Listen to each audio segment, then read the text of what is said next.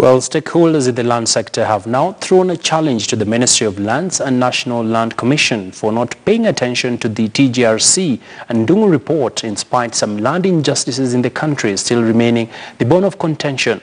Speaking during a forum organized by Friedrich Ebert Foundation in collaboration with National Lands Commission and Kenya Land Alliance under the banner Role of the Media in Promoting Land and Mining Rights, well, the stakeholders faulted NLC for sleeping on their job 8 years since they were formed under the current constitution to address matters, land rights and injustices. The Ndung'u report and the TJRC report are good places to start. We cannot serve our audiences effectively unless we go back to these documents when it comes to land rights. TJRC's key recommendation, for example, was that authorities investigate fraudulent acquisition of land, design and implement measures to revoke illegally obtained titles, and restore public ease.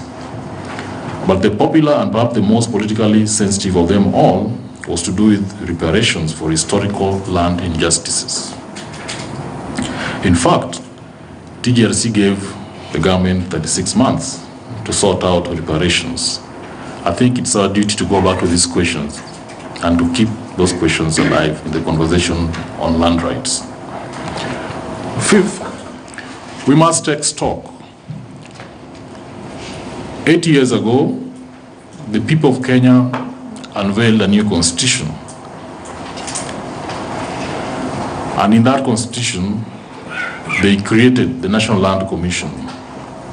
We must ask the question, is the National Land Commission, as it exists today, the body envisaged in the Constitution? Has its mandate, as spelled out in the Constitution, been given life in the institution we have today? I don't have the answers. I hope the answers are in this room. The civil society was very central and worked very closely with the media in proposing a number of changes in the Constitution. And some of the institutions that we thought were very seriously important was the National Land Commission, a special court on environment and land questions. We also thought that maybe devolution and the county government might need to have some role.